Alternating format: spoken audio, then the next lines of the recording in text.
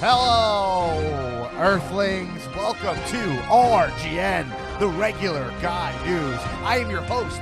I am your anchor, Dan Black. And, I don't know. I mean, what? What? Wow. Welcome back to the least pretentious name in news, RGN, the regular guy news. And, man, oh man, do we have a lot to talk about. I'm just going to say this. If you like the show, spread the word. We are word of mouth, as this is a new podcast. And also rate us 5 stars on Apple Podcasts. I've been hearing more and more from you guys that you're loving the show, which is awesome. So, yeah, spread the word. Tell people about it. The idea of the show, if you're new to the show, is my name's Dan Black. I'm a comedian and an intellectual. No, I'm a comedian and a regular guy, and I'm a news junkie. I love the news, yet I'm confused about what is true, what is untrue, and I'm looking to decipher truth. I also think that I'm slowly becoming a disinformation mythbuster. So I don't know. So we'll be getting more into that. But we have a lot to talk about. Mainly, obviously, today we're going to be discussing the Trump insurrection. I don't know. I feel fine calling it that. I don't know what you call it. But before we do, let's go out into the field and see where Aaron's at today. Aaron, we connect you. Aaron Finnerty, the only RGN correspondent. Aaron Finnerty. We send her on the field every single week on my personal dime. Aaron? Dan? Yeah, are you there? Dan, can you hear me? Where are you? Dan, the connection is really bad. What's are going you there? on? Yeah, Dan? I'm here. Yeah. Oh, You don't hear me? I have you now. We had you the whole time, Aaron. What's going on? Wow, it looks, wherever you are, it looks dangerous. It looks like you might be, I don't know if this is true or not, but you might be in the past? No? It looks that way, doesn't it, Dan? Yeah. Mm-hmm. It looks that way. I'm in Washington, D.C. today, Dan. Yeah. And the year is 1814. Wow. Yeah. So you traveled through time, which and you're now in the year 1814. It's amazing where technology these days. We can communicate via Zoom. You could time jump on Zoom, which is cool. That's a paid feature, but it's worth it, I think. And Aaron, it's worth it. Yeah, it's worth it. So you looks like, is that the White House burning behind you? Yeah, it is. The White House is on fire. The Brits just lit it up a little while ago, and night has fallen here in Washington, D.C. It's August 1814. Wow. We got a little retaliation back there for what we did to the Canadians. So you went back in the past because, let me take a guess. Well, not intentionally, but... Not intentionally. What happened? You see, this week I'm supposed to be traveling to D.C. for the insurrection, to cover the insurrection for the regular guy news. But our travel agent, Phyllis... Yeah, I know. Sent me back in time. She sent me back in time. Oh, my God.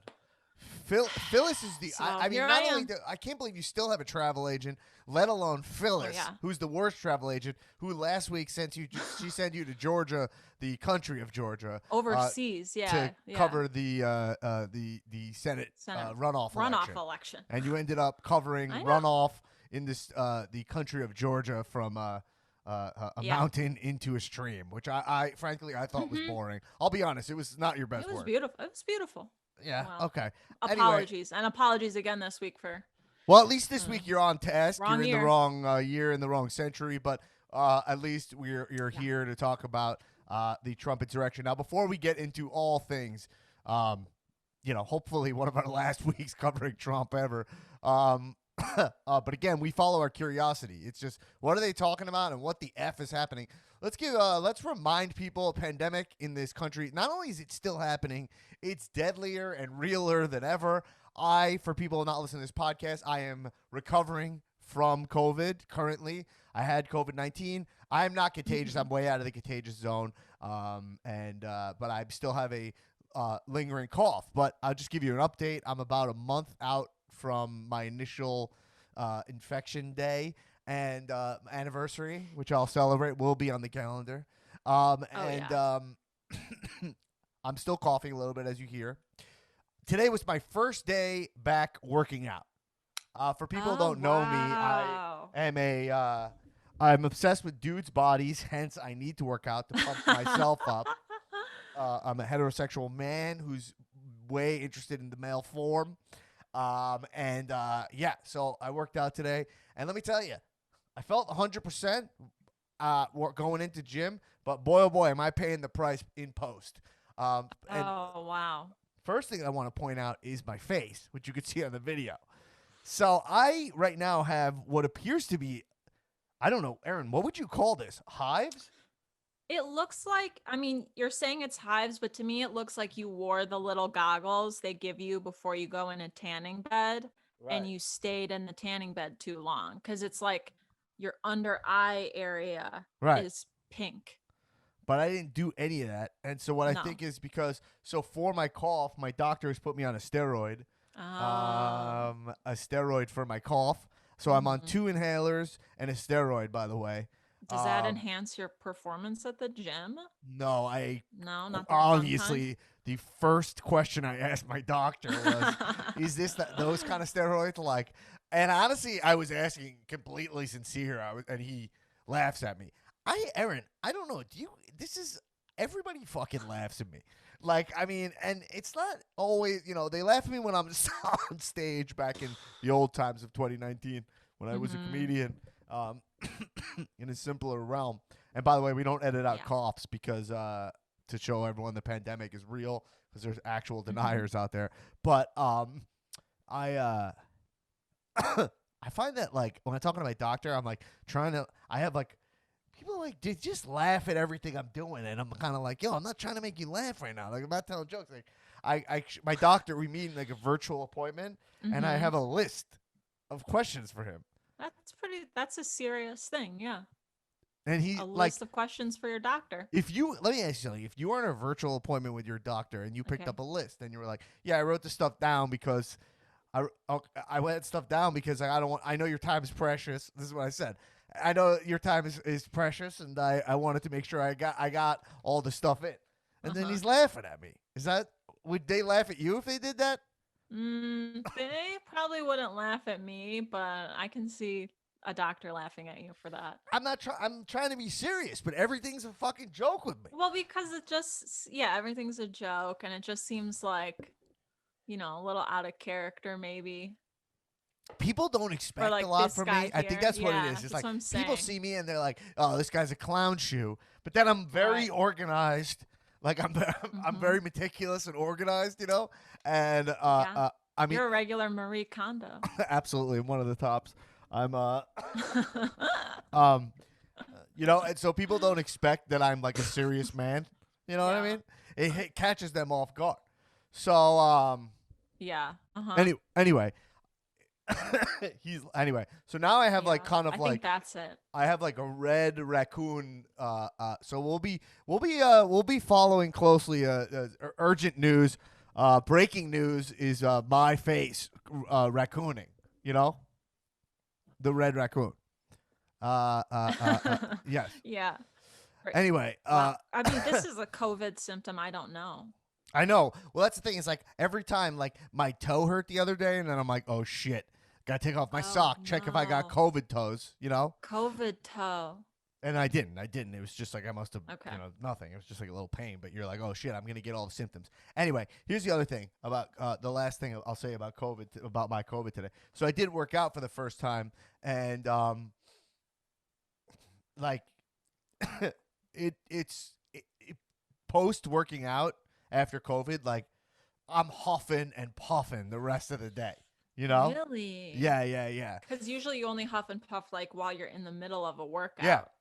Um, So yeah, and I saw Nick Jackson, one of the young bucks. If you're not a wrestling fan, he's a big time wrestler, and he told everyone I had COVID, and he was like, "It took me 3 months to get my wind back," Ah, So I think that's yeah. pretty normal. So anyway, the point is that the reason I bring this up is to tell people having COVID is very confusing. One of the confusing things is like now I've bumped into people who knew I had COVID, and it's a mind fuck for you because you're like, I know if I were them, I'd be like a little freaked out by me, so I understand it. But also, I'm completely cleared by my very good doctor, you know? And so you're like, hey, I'm cleared. I know the science, but also I get it. And it's something I didn't really expect if I didn't ever have it. So I guess, like, I don't know, be kind to a COVID victim. You know what I mean? Yeah. Be But nice also, to your- I get it. You can also yeah. run away from them. I'm not offended. I tell my friends, yo, if you need to run away from me to feel comfortable, it's fine. You know, I get it. Yeah. You know? But you could still be nice. Yeah. Oh, yeah. Anyway, so yeah, that's Take my updated pity COVID. I'm gonna on keep the ill. us updated on my air. But the reason I bring this up is to say, is just for people who are saying stuff like, "Oh yeah, you recover" and blah blah blah. It's like the amount, the variance between people I know, the symptoms they have having COVID is drastically different. We don't know a lot about this, so don't Right. get caught up in the "I'd probably recover." That is true, but you're ignoring a lot. So be safe. Stay socially distanced, and don't storm the Capitol, right? I mean, Yeah. fair Don't to do say? that. Don't do that. Okay, so that's a quick right. COVID update. I'm on steroids, 2 inhalers, and I'm back I up. knew you'd end up on steroids someday. I just didn't think that it would go down like this. My doctor said not only are these not those kind of steroids, these kind of steroids break down muscle. And then I said, I don't want them. And then he said, I'm kidding. And then I don't think he was kidding. I was like, why? That's not a joke. You're not going to, that wasn't a joke, bro. You're not going to get that by me. Yes, I mean, it's just not something that one would joke about. No. That's sacrilege. Anyway, Aaron, let's talk about this crazy time that we're in. So, as for everyone knows what happened at this point at the Capitol last, what was it, Wednesday? Yeah, day after this last week's episode was Right. recorded. So Trump held. So here's the thing. I want to walk through this a little bit. All the elements of this, like I'm babying myself through this. Okay.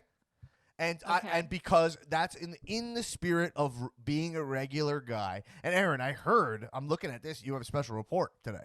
Yeah, I do have that special. Okay, report. so all right, I'll throw to you when it's time. But I'm excited for that. It pops up on my screen here, the notes from the control room. But yeah, which is, by the way, run by Sheffield the dog, who's my dog Sheffield. He's in the control room. Yeah. But I'll say this. So look, here's what I'm thinking.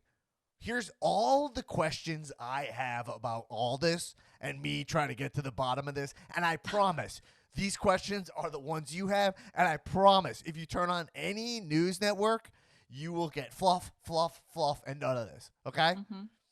The only guy, I'm going to give this guy props that I feel like says shit where I'm like, yes, I know I give this guy credit. I know a lot of you will be like, I hate this guy. Yeah, Chris Cuomo just makes a great show, I think.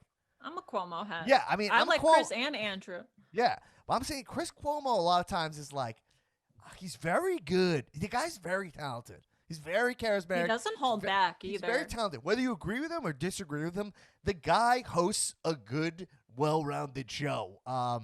That's my opinion. Anyway, so all right. Here's my first question, and I got a million. I don't even know where to start, to be honest. But here's my first question. All right, so we saw what happened. We're not going to answer all the obvious things, but here's my question.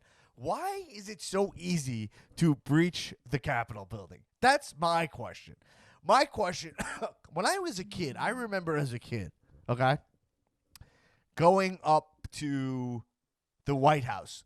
You know those gates? Like, you can go to that gate and get the picture. Everyone, yeah, it's the place where people are protesting. Yeah, I have that. Right? Yeah, and that's where every family takes their picture.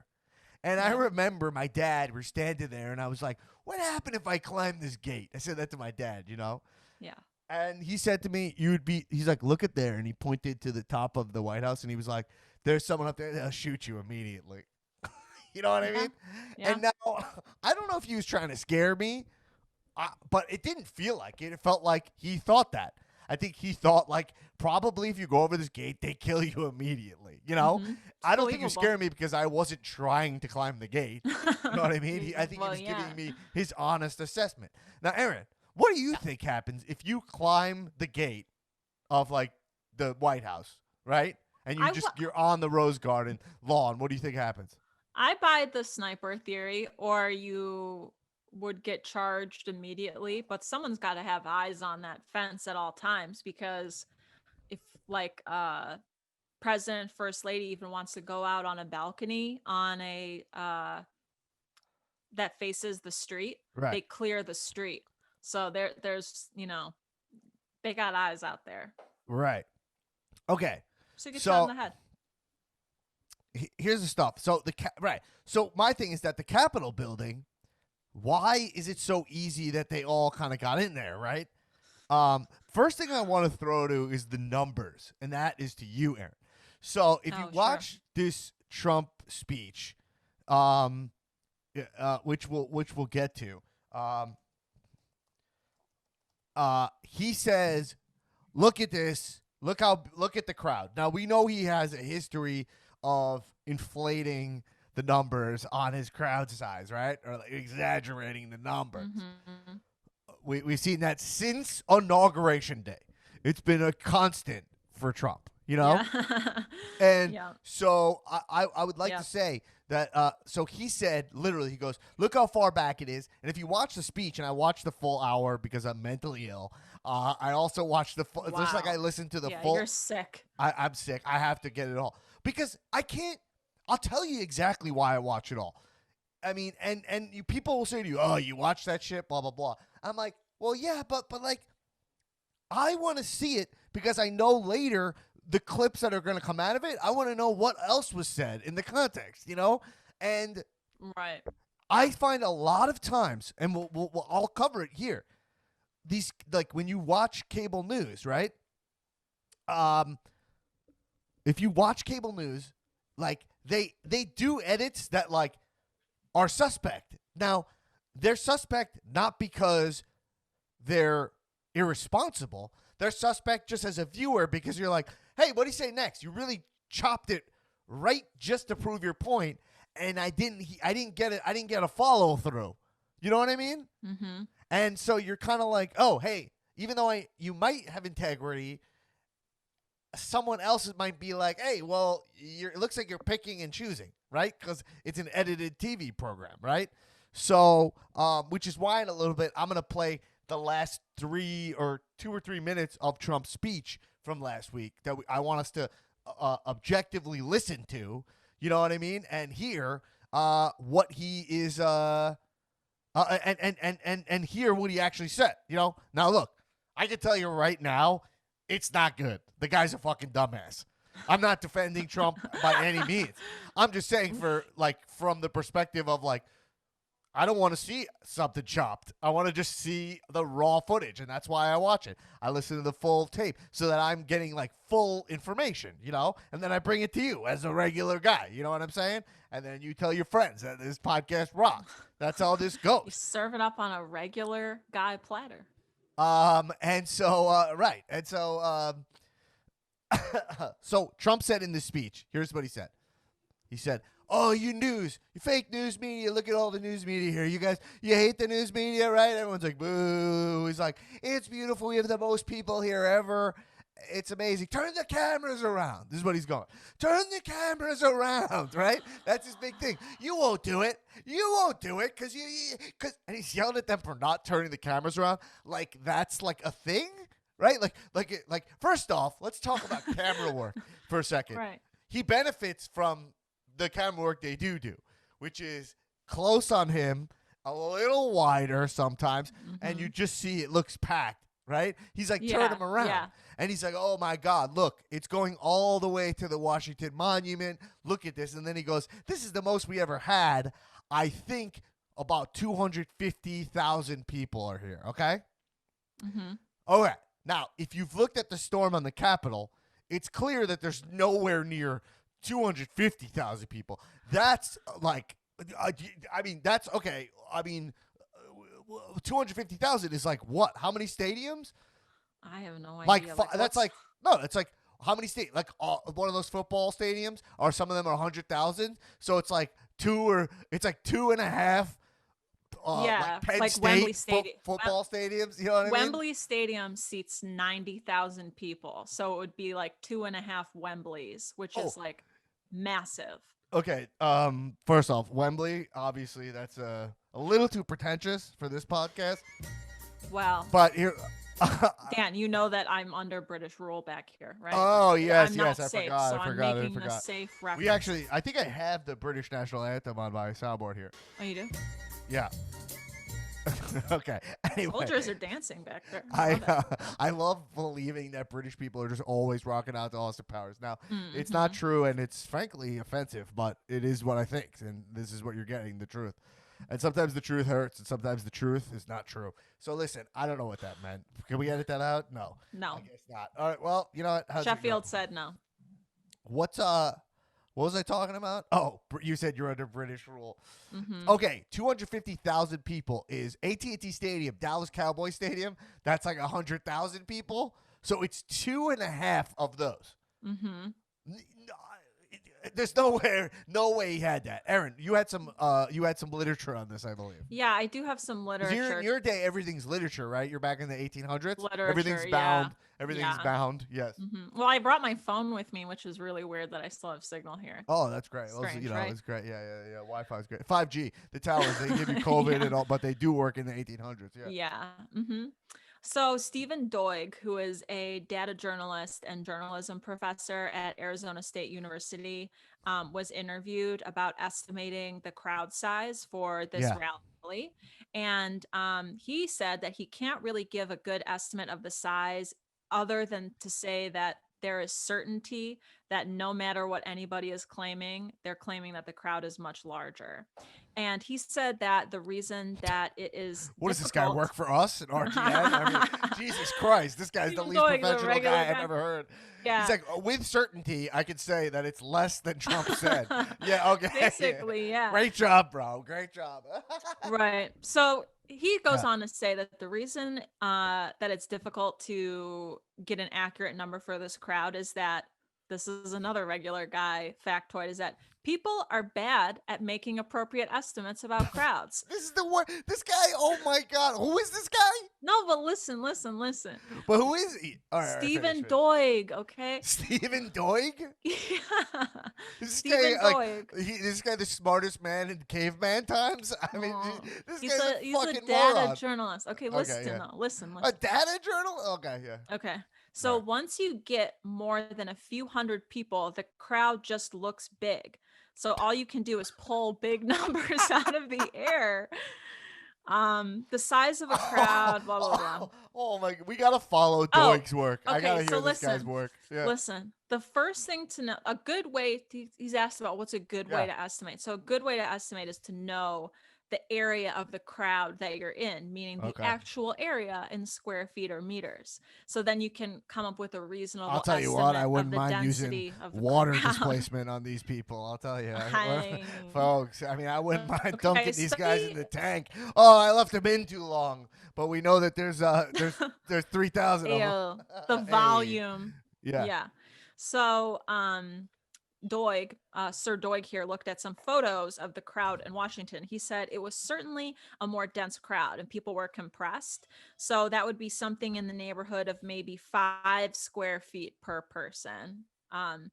But unrealistic estimates of the density are a big reason that reality-based crowd estimating goes wrong. So sometimes they only estimate that like one person gets 1 square foot, which just wouldn't make sense with how big people are. And also in DC, it's hard to get overhead imagery of the actual crowd because of like no-fly zones and stuff.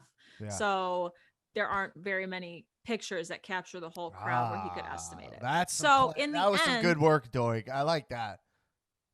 Yeah. And in the end, he was asked, what is a broad estimate that you could believe for this crowd if it was presented to you? And he says, I'm perfectly prepared to believe that there were several thousand people there, even 10,000 maybe. But when you start pushing that up to 100,000 and so on, that's not going to be true. So he believes that categorically nowhere near even 100,000, probably closer to the 10 or below. Okay. So thank you, Stephen Doig.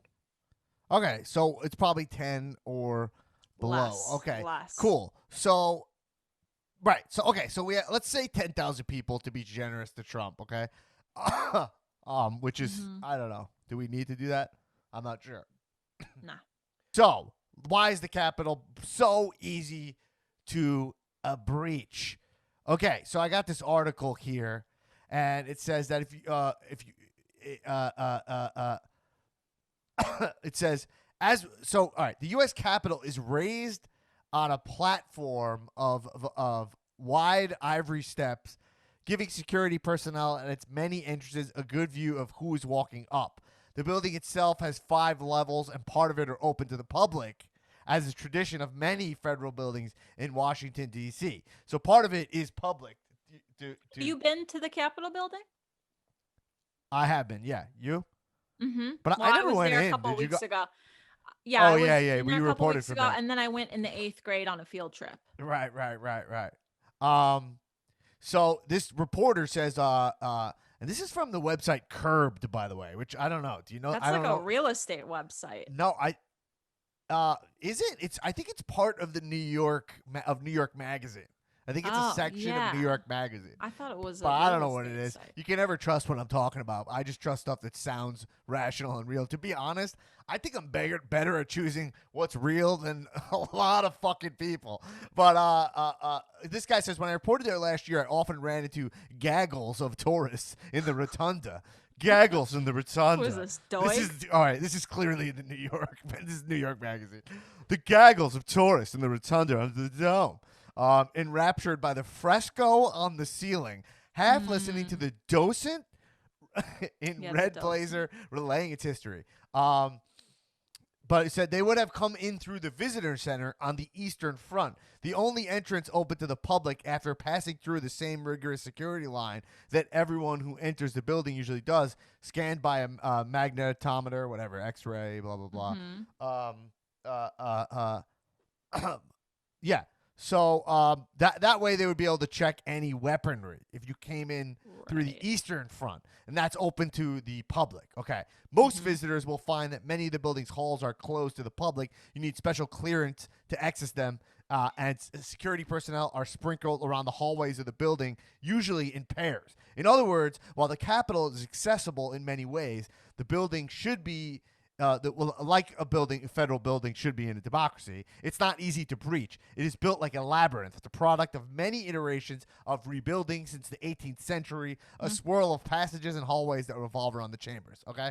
At a subterranean level, the building is connected by tunnels to the nearby House and Senate buildings, where hearings are hosted and committees convene. If you and it says if you haven't worked on the Hill, like you haven't been there, it's easy to get lost. You know, which is interesting to me because it's like these guys knew how to get to Nancy Pelosi's office. It seemed like some people seemed prepared. You know?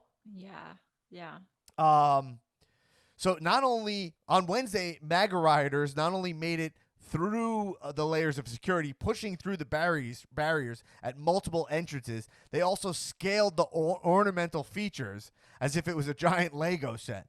The striated sandstone walls served as ladders, and the balconies, they required...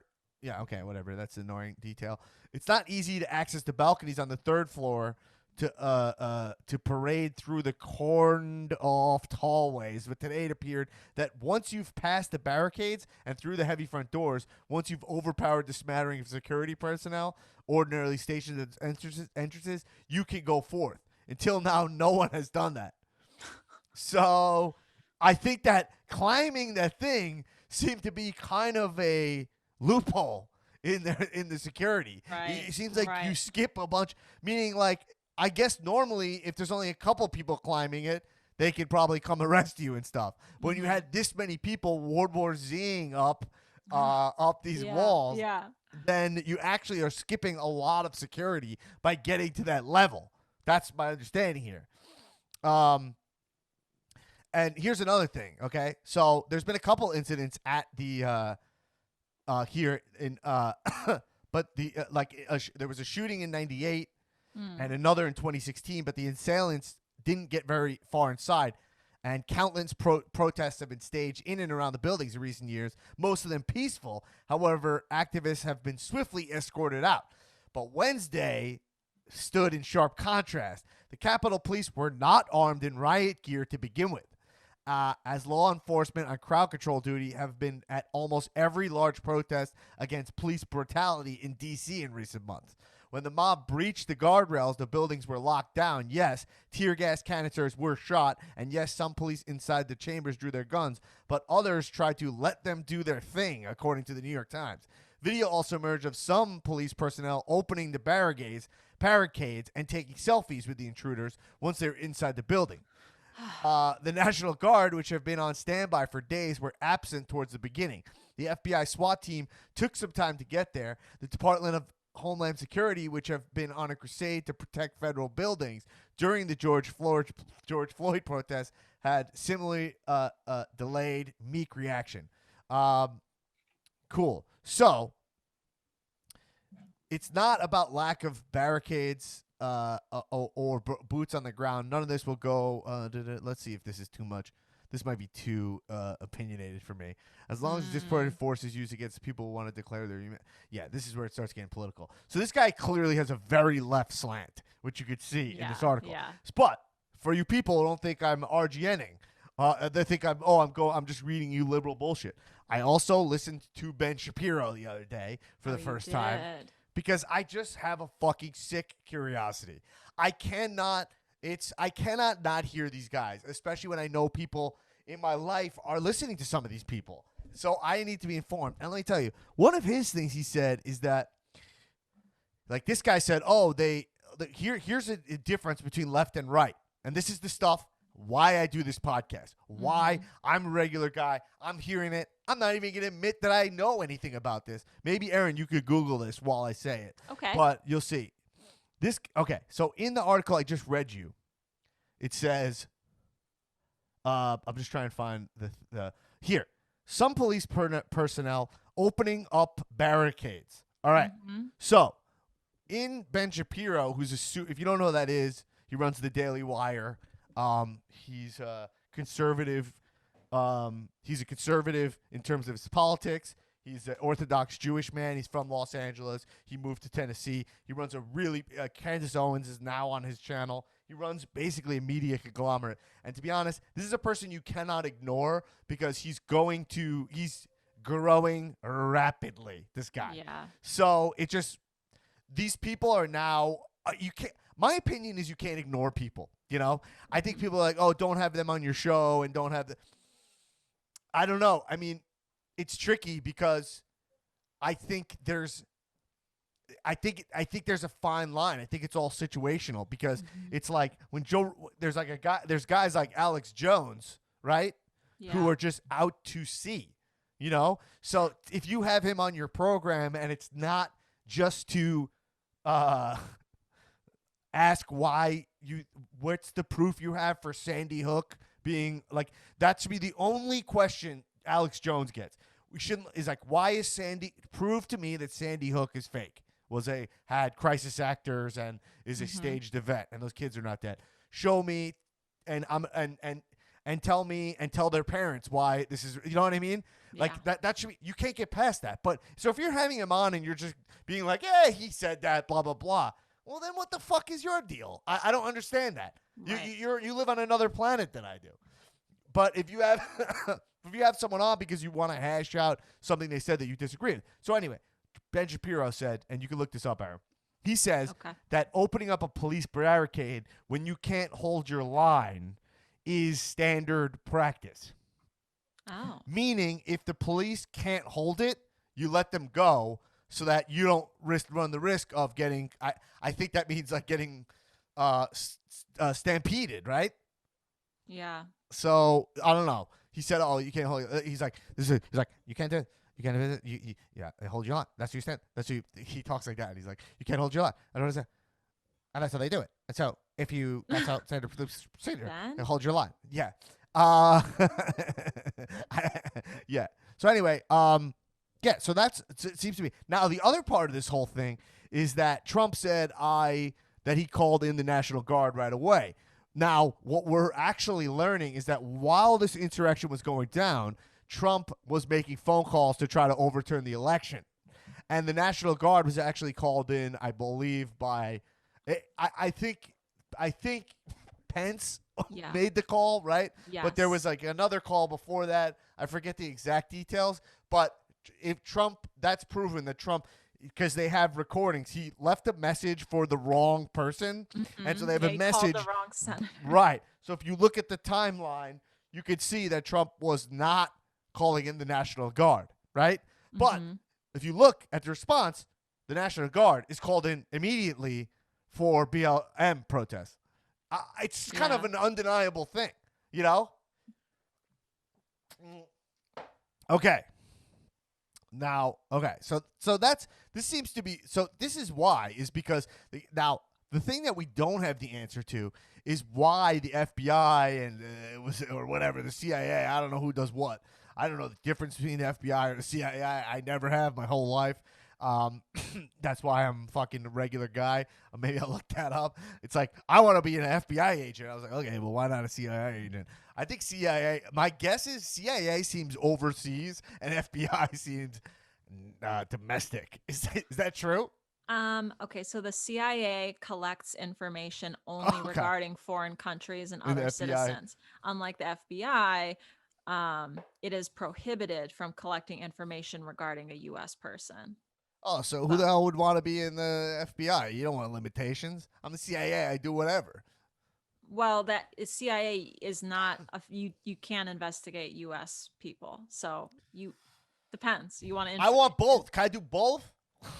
That's a good question. I want to investigate everybody. You're all being investigated. Anyway, okay. And CIA has no law enforcement function. It's just intelligence. Yeah, analyzing intelligence. Yeah. So, okay. So this Capitol breach, it seems like because they were now there's gonna from what I've heard, it seems like there was a bunch of that the guy who stepped down from the what is he, the head of the Capitol Police? I forget. The guy who stepped down said that he was asking for resources and he was getting denied left and right. So it's kind of undeniable that Trump is complicit in the response here being muted, you know? Yeah, of Not course. to mention his role in holding the rally and meeting that led to this, which we'll get to. Okay, so this is why it was so easy. Now, I don't know the thing about storming the Capitol, but okay. So, Aaron, okay, let's go to my next question. That goes to this. My next question is Trump responsible for this? That's the big question, because I want to get into impeachment and what are the options that are going on here. I want to just kind of understand, like, I mean, everyone's always like, legally speaking, blah, blah, blah. I'm like, yeah, okay, legally, blah, blah, blah. But like, hey, can we just have a real fucking conversation? Like, really? And the only way to do that in my mind is to just listen to his words. If you have a rally, a bunch of people are there, what is he saying to them? You know? Now, he held them there. I'm going to cue up this clip. Okay. It's a 1 hour, and I've watched the whole thing. If you want, you can go watch it. It's on like YouTube or whatever. I'm into watching Trump stuff because I try to follow the scientific idea that there's no such thing as too much information. Like, it's like, oh, you're giving him attention, and I'm like, I think I'm smart enough to decipher information, and probably I'm not, and I'm probably part of the problem, but I don't know. You're not going to get through to me. I'm stubborn. But, okay, this is after 1 hour of proof that the election was a fraud, okay? So, literally 1 hour, and this is how he ends the speech, okay? Okay. All right.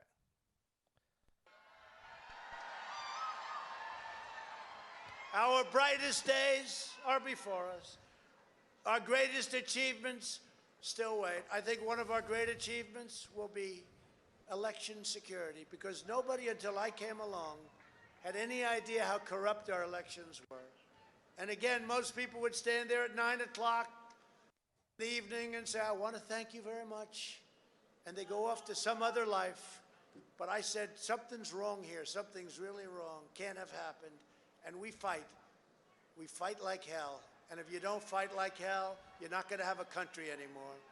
Our exciting adventures and boldest endeavors have not yet begun. My fellow Americans, for our movement, for our children, and for our beloved country, and I say this despite all that's happened, the best is yet to come. So we're going to walk down Pennsylvania Avenue. I love Pennsylvania Avenue. And we're going to the Capitol, and we're going to try and give. The Democrats are hopeless. They're never voting for anything. Not even one vote. But we're going to try and give our Republicans, the weak ones, because the strong ones don't need any of our help. We're going to try and give them the kind of pride, boldness that they need to take back our country. So let's walk down Pennsylvania Avenue. I want to thank you all. God bless you, and God bless America. Thank you all for being here. This is incredible. Thank you very much. Okay, so Okay. but all the stuff I've watched has chopped it up, and I guess we did chop it up. You didn't hear the beginning, but I promise you, the only stuff he said was statistics. Most of them that have been refuted, if not all of them that have been refuted. Some of the claims, like, I guess they agree, because he's like, oh, dead people have voted, but he says it's like tens of thousands of people when it's two, stuff like that. Yeah, it's like right, single digits. right, and then people who are in. People are in positions of real who actually know their shit are saying this is the most secure election we've ever had, right? So, right. So, right. That's essentially what had. So if you believe that stuff from him, that's that part. But let's just talk about inciting violence and inciting insurrection. So look, the one thing that's undeniable, let's go to undeniable facts about what he said. Okay. He told them to go to the Capitol, right? Yeah. He said, let's walk down. Right. But he said, I'm just going at his word. Okay. I think this guy's, to be honest, if you just go off my RGN gut, this guy should be brought up for treason. I mean, multiple times. Maybe murder.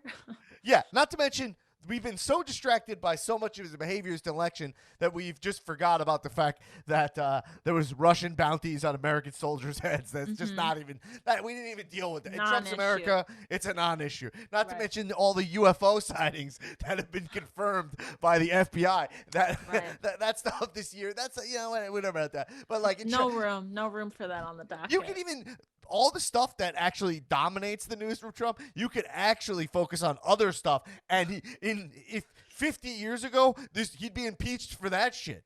Do you know what I mean? Oh, 100%. Like 50 years ago, you get impeached for ignoring a Russian bounties on American soldiers' heads. You know, Nixon resigned over a little robbery. yeah. You know what I'm saying? He did. Nixon resigned over breaking into a hotel room for what? Opposition research? Like, yeah. Like whatever. Okay. Okay. Now, so we know that he told them to go there. So that's factual. Okay. He also said you got to fight. You got to fight like hell, or you won't have a country. And we're doing this for our children, right? Yep. But he never said anything about being peaceful. Right? He never said it about. Okay, he never said anything about being peaceful. He never said like we need to. He never said anything about like going there and he just said let's walk there. I'm not okay. Right. I think the thing he said though, if I'm not mistaken, in the middle is he said something about. We got to go after like certain. I got to jump ahead in this. Because I don't want to. He said something like some of these Republicans are good, some are bad, and we got to go to them Did he say like? He said some of them are very brave and they don't Some need are our not. help. But did he Our say we're brightest going to them days now? are before us. All right, let's see if I get. Our greatest jump ahead. achievement. God, I know it's a bummer. The I guy's a love bummer. Pennsylvania Avenue. Going to Here. walk down Pennsylvania Here. Avenue. I love Pennsylvania Avenue. You gotta. And we're going to the Capitol. He loves Pennsylvania I Avenue. love Pennsylvania. I love What? Pennsylvania. Dude, that's the thing about Trump, though. You gotta put yourself in the shoes of. I don't want to say a layman, but I guess I do. And just be like, if you are, and this is the pro wrestling of Trump. And by the way, I wrote an article about pro wrestling and Trump. And I started I'm going to post it tomorrow, likely. I need to just edit it because I wrote it and now I just need to edit it. But I started a Medium. I think you have a Medium. I started a Medium. It's going to be called It's All Wrestling. And it's just about how everything's wrestling. And it's All Wrestling by Dan Black. You can look it up. There's nothing posted yet, but you can follow now. I'm going to post the article. You're going to want to follow now. Yeah. And it's an article about I won't give it. It's how the article is about how Trump worked himself into a shoot. Okay. And it explains how wrestling fans, the psychology of wrestling is so applicable to what's going on. And I stand by it. And if you think it's stupid, read my article, because if you don't, wrestling fans are weirdly equipped for where we're headed in kayfabe society, in the society of pageantry, which is where we are. Yeah. But yeah, so Trump, when somebody who says, I love Pennsylvania Avenue, it's like, there's someone who's going to hear that as endearing. You know what I mean? Right. Not a smart person, not a particularly informed person, but someone is going to be like, I love that, because it's like, it's kind of just like a funny, fun, stupid thing to say. And there is an appeal of like your president, like it's kind of like funny for like, oh, that's the president. Well, that's funny. He likes Pennsylvania Avenue. You know what I mean? I don't know. I think you're giving him too much credit. I think I'm that's not. just a Trumpism. Yeah. Well, I think this hypothetical person is like, I love it. Like, it's the best. It's the best avenue. Yeah, but like, Trumpism is what got him elected. I mean, he had no political experience. So the only thing you can give him is Trumpisms. You know what I mean? So Right. I'm just saying, As like people are attracted to it. Right. As a lay person. I'm disgusted by Trump. Again, I think he should be brought up for treason. But I also think,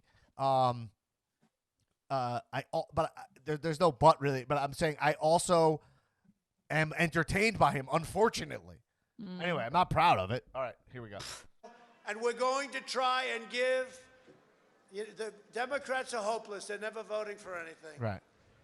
Not even one vote. Okay. But we're going to try and give our Republicans, the weak ones, because the strong ones don't need any of our help.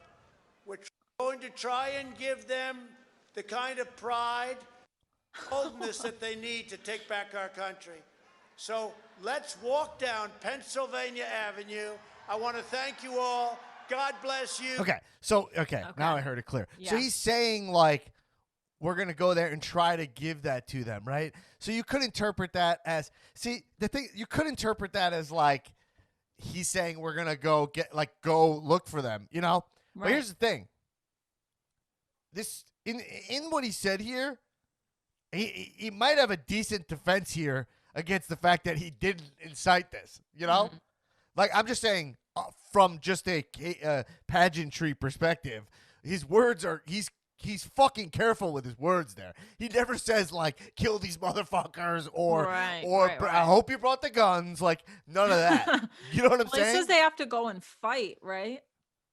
Yeah, he goes, you got to fight like hell, but right? That's like metaphoric, right? I guess it could be. I'm just talking from a pure legal standpoint. Also, yeah, that's true. From a legal standpoint. But I guess if, maybe the people who are at this rally don't exactly interpret things as metaphors. Well, this is the problem with Trump, is that he's a master of towing the line. Like he is and by the way, Master is giving him a lot of credit. He also is the president, so that's like almost a bubble of protection that gives you way more. That line gets pushed further back because you're like, all right, well, he's still a fucking president, so he's not, you know what I mean? So whatever. But yeah, if you hear that, I think in court they might play that, and he might, you say fight when your cheerleaders say fight, right? Right. Do they mean kill the other That's team? True. They go fight, fight, fight. Does it mean like break Get in into a the other fist fight? team's locker room? Yeah. I'm not defending Trump. I'm just saying, like, let's RGN this, I'm a regular guy. What did I hear here? I'm trying to understand it. Now, that being said, okay, he's done enough in the past for me to know who his base is. He couldn't denounce the Proud Boys. That's not hard to do. He said stand back and stand by. And there's a great argument for he told him to stand by.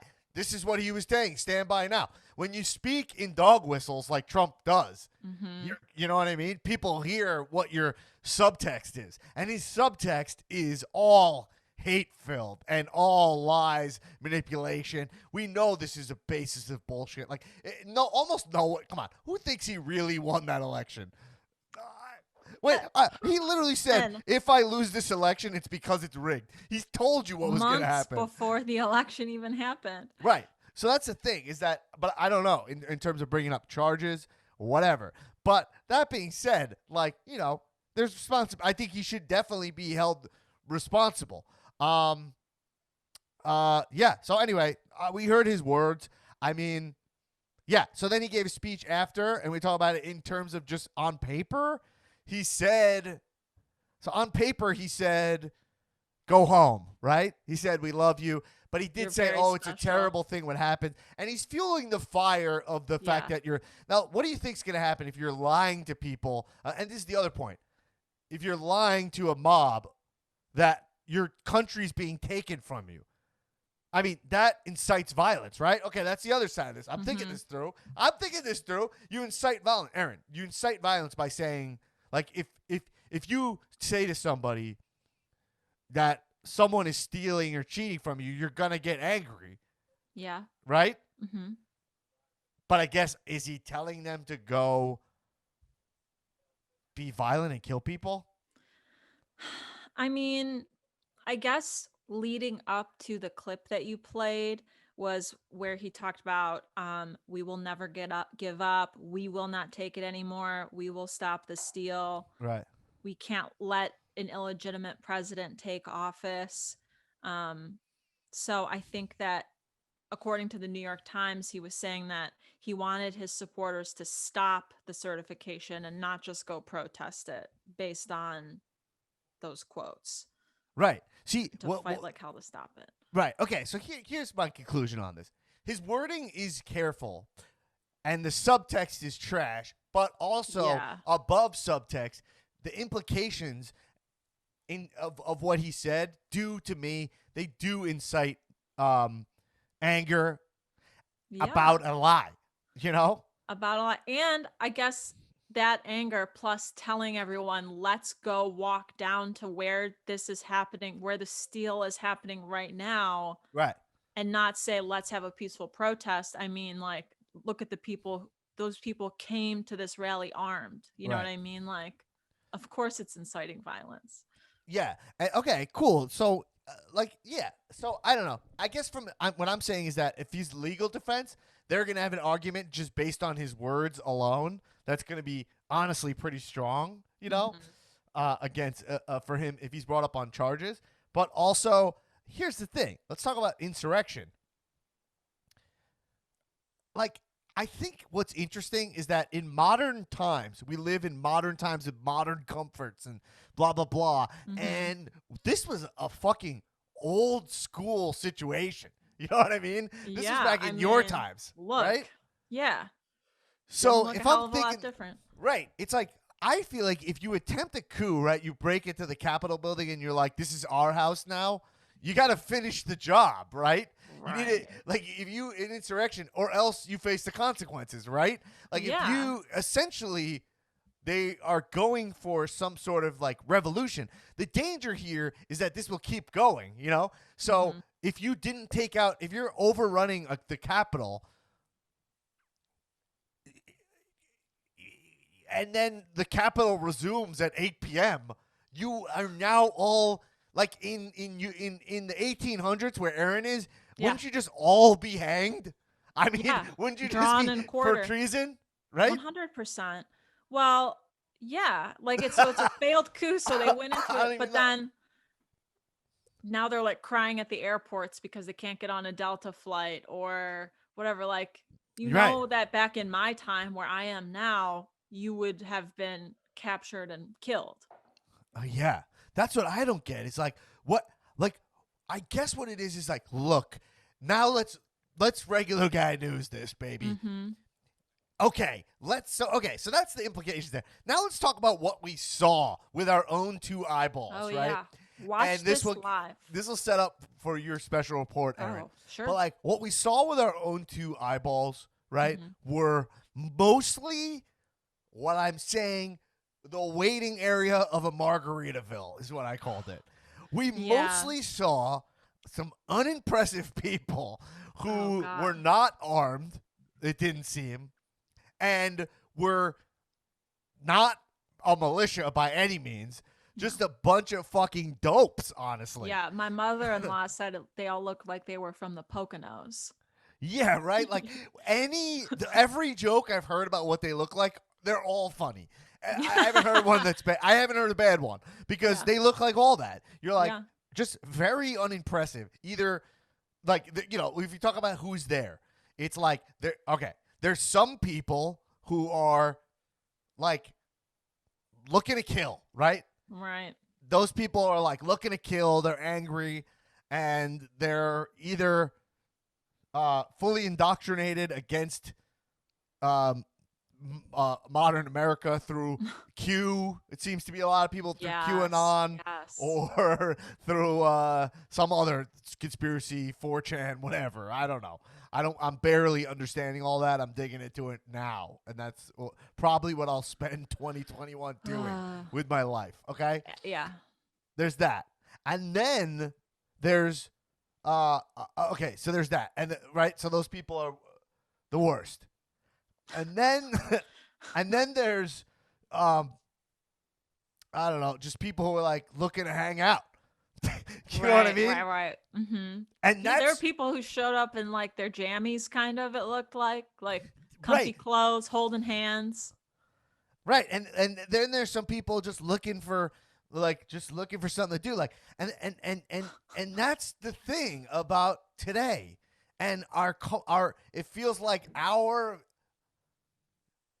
comfort and expectation, like, and our views on modern convenience, where it's like, hey, I don't know, I'm just doing this thing. There's no consequence. Like, I don't know. Right. And now you're thinking, like, should we arrest this guy? He, like, just grabbed a lectern. Like, you know, he just went in there and he picked up a thing. And, like, he's clearly not armed. And he's just like a guy who's like, hey, let's just go in the Capitol, whatever. Oh, shit, the door's open. And the people are so fucking dumb that you're like, should we charge this guy? He's just a fucking idiot, you know? Right. And then you're like, the answer is yes. Of course. The answer is yes. Like, we cannot.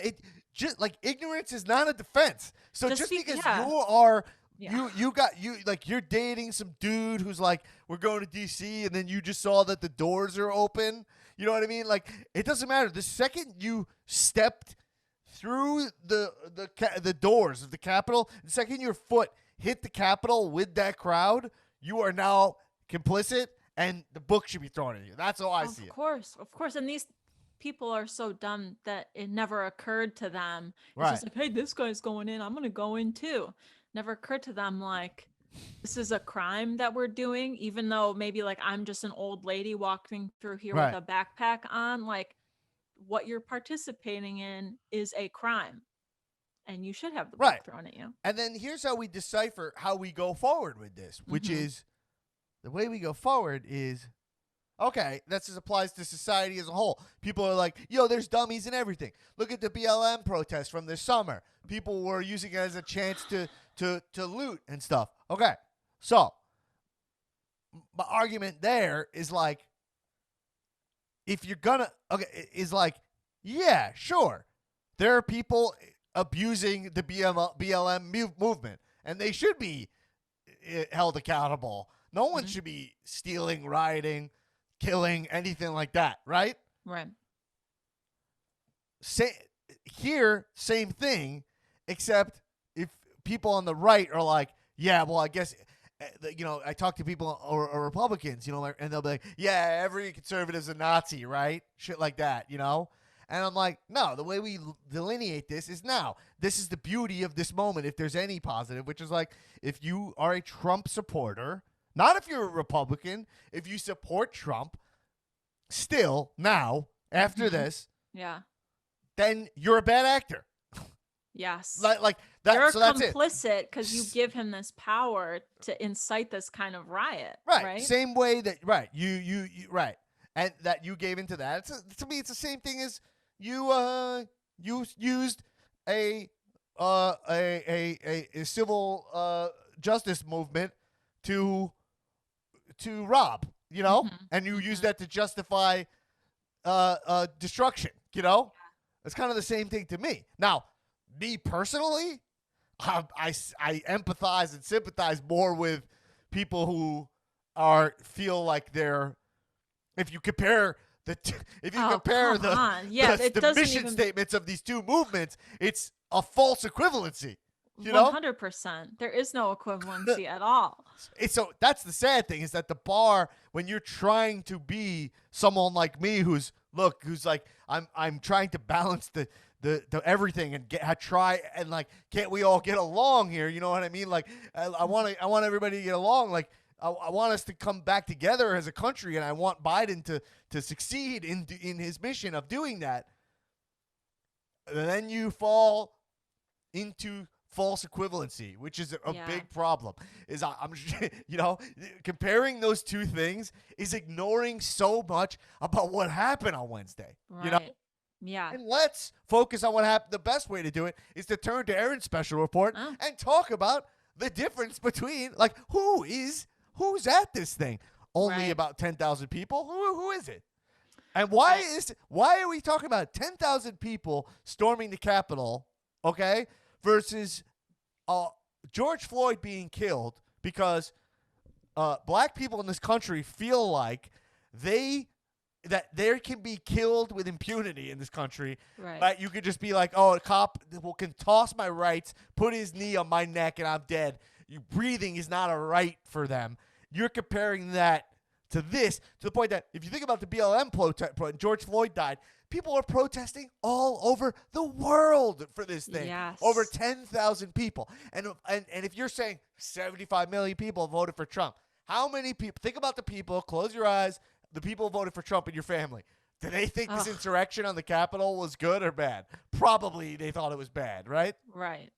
Yeah. So comparing these two things is an argument you don't want to be doing. You don't want to be a part of this argument. No. So, Erin, let's throw to your special report. All right. To prove this, let's hear some of the people who are responsible for storming the Capitol. Erin, let me get your music here. Let's go out to the field. Okay. Yes.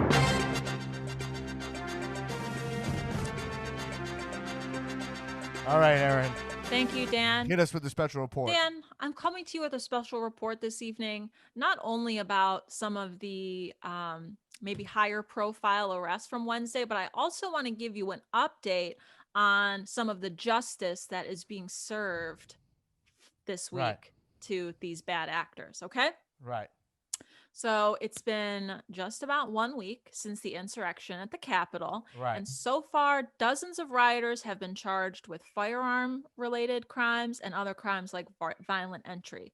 Just this afternoon, the Department of Justice and FBI gave an update on the violence at the Capitol. Right.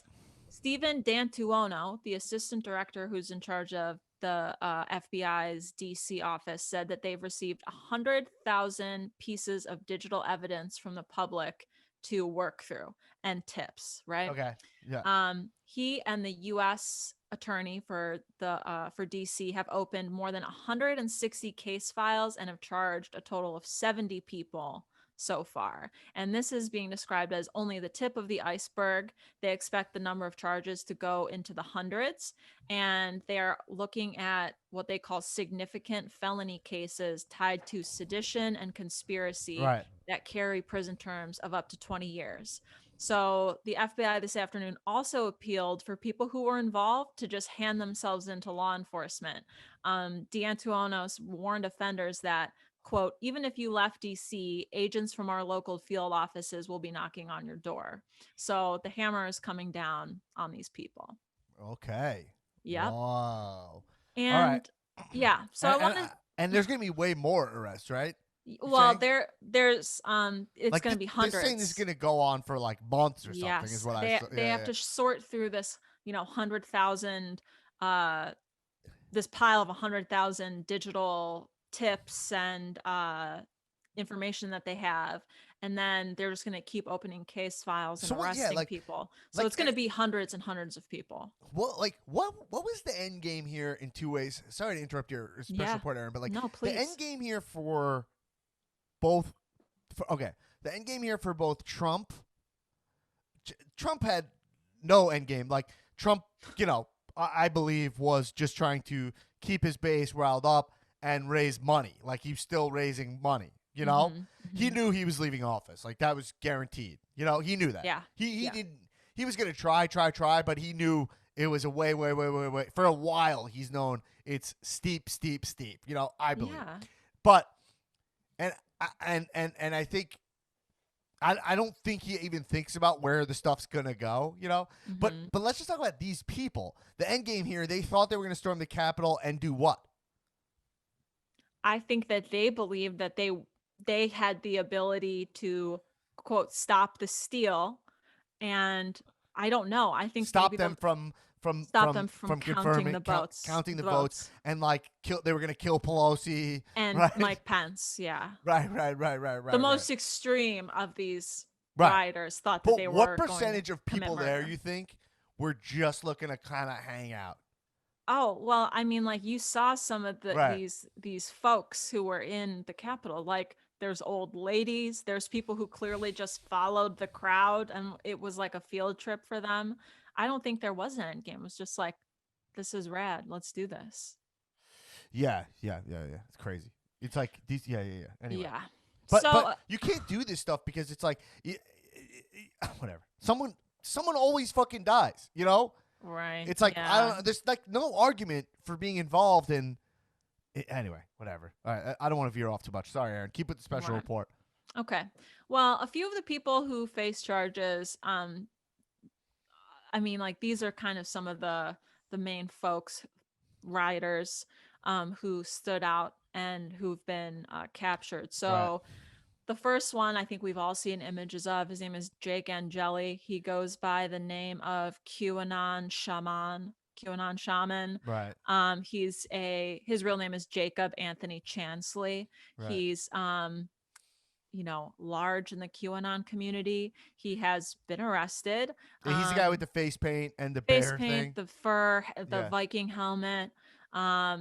He was arrested on Saturday. He has been charged with 1 count of knowingly entering or remaining in any restricted building or grounds without lawful authority, and 1 count of violent entry and disorderly conduct on Capitol grounds.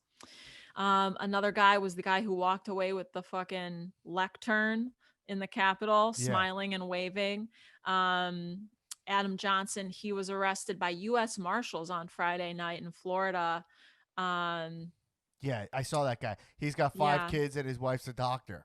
Yeah. He was on Cuomo last night, and he wasn't on there. His legal team was on there. And Cuomo was like, wow, what a privileged guy. I got a doctor wife, and he has like an actual really good law team. But they were like, yo, he's not the same as these guys. But do we have any info about his involvement at all? Like about his involvement on like, I don't know, the internet or anything? Or we don't know? No, there's really no a record of what but he flew there from Florida, right? Yes, exactly. And this guy's got 5 kids at home. Yeah. And a wife. Mm-hmm. And he's like, I'm going to Florida. I'm going to D.C. to stop the steal. Honey, he's like, and then he gets there and just thinks it's tie them to the bed because I'm going to stop the steal. right? Right. And then just Yeah. like thought it would be cute to walk away with the lectern. Like, I mean, that picture is gonna be in like the history books. It's like an yeah. iconic shot of of like an insurrection. I don't know what that picture represents. It's like it's gonna be like a symbol of like white privilege and Dumbasses. like whatever, like what, like of this time, whatever people are I don't know, right? Like Mm-hmm. of the fact that this dude, like you could grab like I just in my mind, like I said, I have that vision of being a kid being like, you get sniped. Right. It's like, you don't get sniped. I mean, also, we've seen examples of this over the years. People, that guy who broke into the White House, like, I don't know, like probably 12 years ago at this point. Mm-hmm. He like jumped the gate, ran in, and like Oh, actually yeah. got in the White House. Yeah, like, yeah. you hear this shit all the time. Nothing is like that secure. Anyway, yeah. Yep. Next guy, this guy Yeah. sucks. Richard Barnett, the one who made it to Pelosi's office, took photos. He's a 60-year-old man who was arrested on Friday in Arkansas and is scheduled to appear in federal court today. And That guy didn't seem all there. I saw interviews with that guy. Yeah, Yeah. he's got the same charges, entering restricted grounds, violent entry, disorderly conduct on Capitol grounds. I believe his truck also had like Molotov cocktails and weapons in it. So Whoa. he faces, I think, more serious charges. What kind of years you get for that? I mean, that's like, to me, that's like life. No? Yeah, it depends. I think with some of these charges, I'm not sure, but the most extreme, like the guy from the FBI was saying, Right. the felonies it's like 40 years plus. So when you compound all of these charges, it could be the rest of that guy's life, right? Right. Let's see. Who else do we have here? Eric Gavalek Munchell is a 30-year-old guy. He was clad in military style clothing and holding a bunch of zip ties when Right. they entered the Senate chamber. He's also facing the same charges. Really good one that was outed by the New Yorker. Larry R. Barack was arrested in Texas on Sunday, facing the same charges after he was identified as one of the people who broke into the Capitol. The New Yorker identified him as a retired Air Force lieutenant colonel and a graduate of the Air Force Academy and a combat veteran.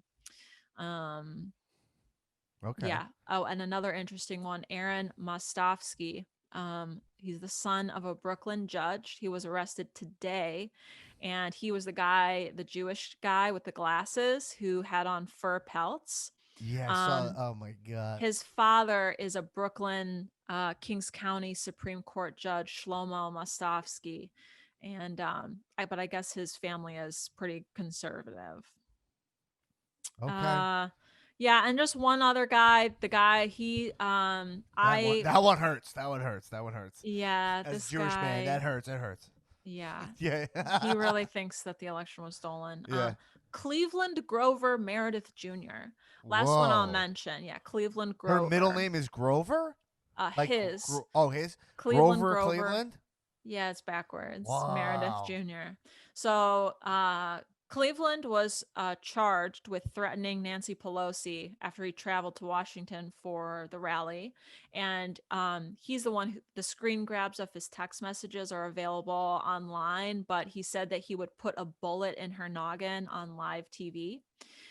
He was staying at a Holiday Inn in Washington and had weapons in his camper, including a Glock, a pistol, an assault rifle, and hundreds of rounds of ammunition. He's connected to QAnon. He actually put up a QAnon billboard in Georgia in 2018, along with the name of his business, Car Nuts Car Wash. He's been charged with transmitting a threat in interstate commerce, possession of unregistered firearms, and lawful possession.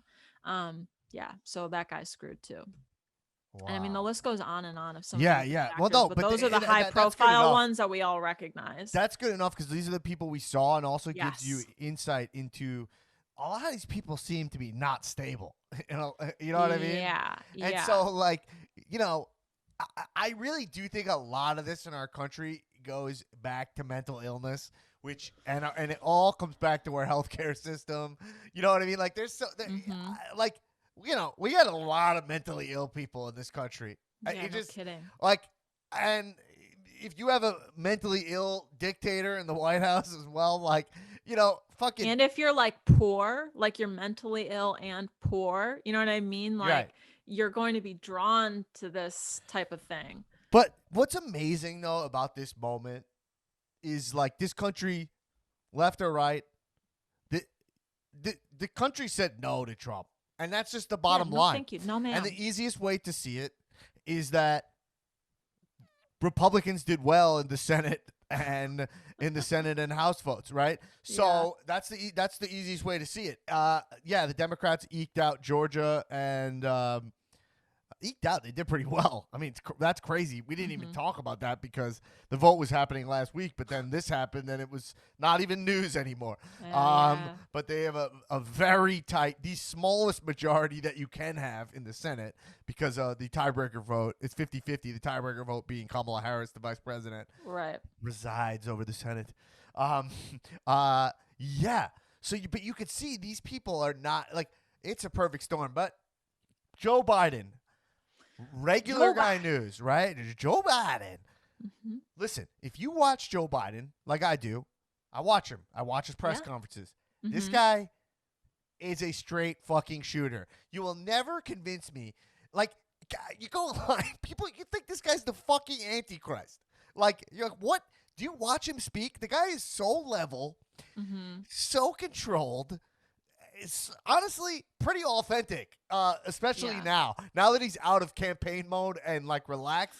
There was a time I watched a press conference with him. They asked him a question. His people were like, all right, it's done. And he's like, no, I'll take another question. It's fine. And he's putting his jacket on, casually answering the question. And you're like, yeah, like we can all take a breath of fresh air from look at left, right. This guy is level. He's calm, man. He's a straight fucking shooter. And there's definitely problems with him and capitalism in general. That's true. But hey, the fire was burning. At least right now, we're out of we're done bleeding, right? Yeah. The tourniquet is on and we're getting care. Now, are we going to be able to afford the bill when it comes? Probably not, because our health care is broken. Wow, that was beautiful. Anyway. You're a regular Chris Cuomo. I am a regular. And the fire is still burning Chris here Cuomo, in DC. maybe just because we're from like the same place or whatever, I just feel like the guy is... Kindred spirits. The guy is just... He's slick, and he never gets caught off guard. The guy's just... He's just... Forget about what he's saying. He's just a great... You see why that's a political family. The guy's a great on-television talent. Yeah. Like, he smokes... His slickness, he smokes a lot of the other hosts. That's all I'm saying. Okay. So, there's a lot here, so I'll say this. But we have to talk about impeachment for a second. Okay. If you see New York Times, by the way, if you're looking for a place that the New York Times has a impeachment tracker. Oh, yeah. They've got info centralized. Right. So it looks like on Wednesday they're going to bring up a vote for his impeachment, and it looks like it's going to happen, right? Yeah. It says, what are you saying? Well, I don't know if he'll get impeached in the Senate, but in the House. But it is possible that it will pass through the Senate because they need a 2/3 majority, I think, right? So depends on how many people join the Democratic senators. So if you're curious about what impeachment entails, Ben Sheehan, who we've had on the show, is a great follow. He was on Bill Maher. He's been on this podcast, more importantly. He's an RGN friend of the show. And he breaks down 25th Amendment, 14th Amendment, all that stuff. And I think since we went long today, I won't get into all of it. But we just have to talk about impeachment for a second. But here's what he has books that are like, hey, it's kind of like government for dummies. I forget what they're called. Here, OMG, WTF, does the Constitution actually say? You right? And you can check out his book. He also has another book. I forget the title of it, but, Ben Sheehan. You check him out. So, anyway, he's been writing on Facebook stuff and posting videos on Instagram. So, follow him. It's, like he says, in 3 ways to remove a president. There's 25th Amendment, which we don't need to get into because Pence isn't going to do it. It has to come from Pence. Right. Okay? 14th Amendment, which we won't get into. even though it's pretty interesting here, but I just don't see it. Hasn't been in the news, so I don't think it's on the table right now. But impeachment is again. And Trump will be the first president to be impeached twice. Impeachment requires a majority vote in the House. Okay. So that's going to happen. That's done, right? And you can see tons of congressmen, House people in the House are like Liz Cheney. Huge people are supporting this. Yeah. Now, this is where you got to call bullshit a little bit on these people because it's right now voting for this impeachment it's like it helps your image at this point. Like it's a great way for these people to jump ship off Trump. So don't get too excited by these people doing the right thing. You know, they turned a blind eye to Trump's behavior this whole time. But anyway, a lot of them, not all of them. Impeachment requires a majority in the House vote, and then two-thirds are needed in the Senate to remove the president. Yep. If the Senate vote succeeds, a second Senate vote may be taken, a majority vote, not two-thirds, to bar that person from holding federal office ever again. So, here's the interesting thing. So, what you need to know, two-thirds, majority in the House, that'll happen. So, he will, and I think if that happens, you can count as being impeached, right? If it goes to the House, right? Yeah. That's why he was they impeached count the first one. That's why Bill Clinton was Bill Clinton. impeached. So Trump will be impeached 2 times. Yeah. Right? Okay. But 2/3 in the Senate, that's not going to happen. Well, it could happen, right? Because they're going to put off the trial until maybe 100 days into Biden's administration. So they'll definitely they need to get they'll have 50%. I just think for the sake Senate. of the PR. Well, here's why it might happen. And then, those Republican senators who've already flipped on him would just have to vote for it. Right, because it's essentially pageantry at that point. But yes, it seems like Republicans might all have huddled together and try to get that 2/3 vote to prevent him from holding federal office ever again, so that he's out of the way for 2024. 100%. Right? And like people like Ted Cruz, who's like having wet dreams about running another campaign, would be able to slide into that spot. Like that's the only reason why these guys are doing what they're doing, because they want to be in that spot. Right. So we'll be tracking that. This will be kind of probably what we talk about next week, on the pod, and we'll have more information. But Aaron, let's go through what we learned today. Okay. We learned that I have a red raccoon mask from COVID. Do? Yep. From steroids. I don't know. From working out. Kind of fucking weird.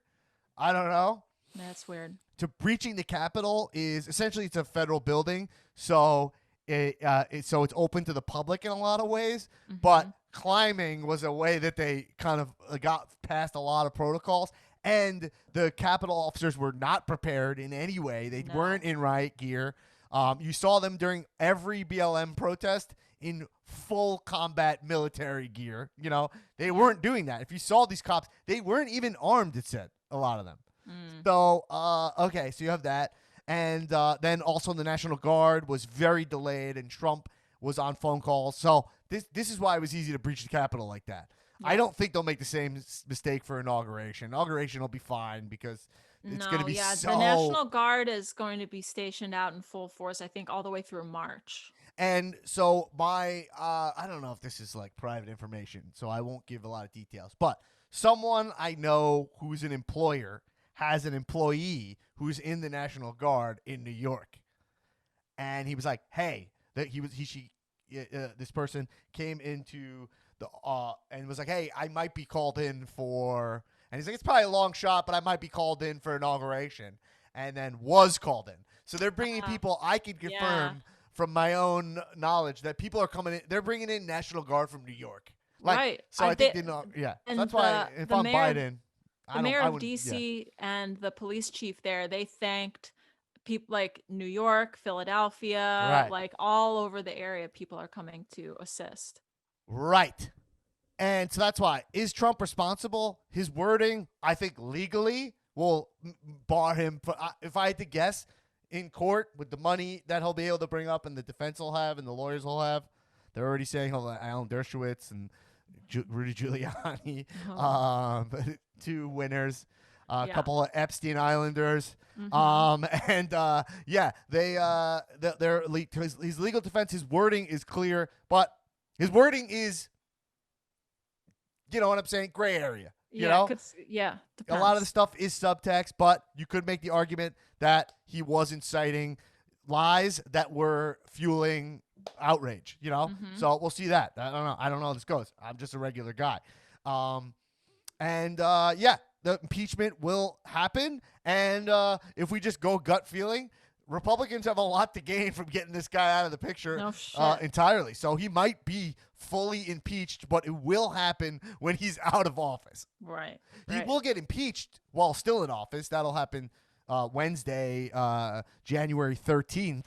But he won't be fully removed from office till he's already in beautiful Mar-a-Lago. On Florida. The tennis court, on the golf course. Tennis would involve moving. He wouldn't. Yeah, play tennis. No. Man, Trump getting arrested while playing golf is probably how it would go down, right? Yeah. Yeah.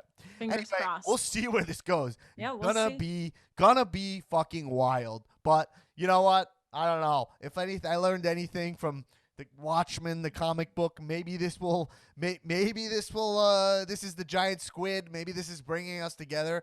But honestly, I highly, highly doubt it. When we have media that's this divisive, I don't see how we ever come together on this. And also with the false equivalency issue, it might not be the best option. It might not be the best option to be like, hey, let's hear from your side. I think the right needs to get their act together before you can kind of be on the same page.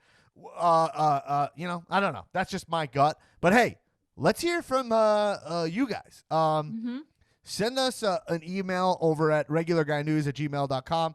I read all your emails. Aaron and I read them, even if we don't bring them up here. It's good to hear from you guys. We're going to be in the future we're going to have more interaction for you guys coming up. We're in talks about how that's going to happen exactly and what's the best platform for that. We don't want to get deplatformed. We were thinking about using Parler, but that turned out to be I can't even download it. So. Yeah. We were thinking about using Parler because I thought it sounded fun. I thought it was like where you play billiards or whatever, or where you like kill somebody in Clue. But no, it turned out to be something entirely. I was way off. Thanks to Erin she did a little special report, called me up, and was like, "It's not what you think, Dan. It's not a place to it's not a saloon." I thought it was like I come in like a cowboy. I throw a couple shots down. Like it turns out frosty mug. No, not that kind of parlor. No. It turns out it's a place where you learn about pizza shops being actual pedophile rings, which I thought was absurd. Anyway, everybody. Thank you for listening to the Regular Guy News. I want to. We're giving you. I mean, what other podcast is giving you the host with COVID, babe? I mean, we're on the ground here. I mean, Aaron's traveling through time. Has COVID. CNN, I'm time traveling. CNN wishes they could travel through time. I haven't seen Tap outside of that newsroom ever.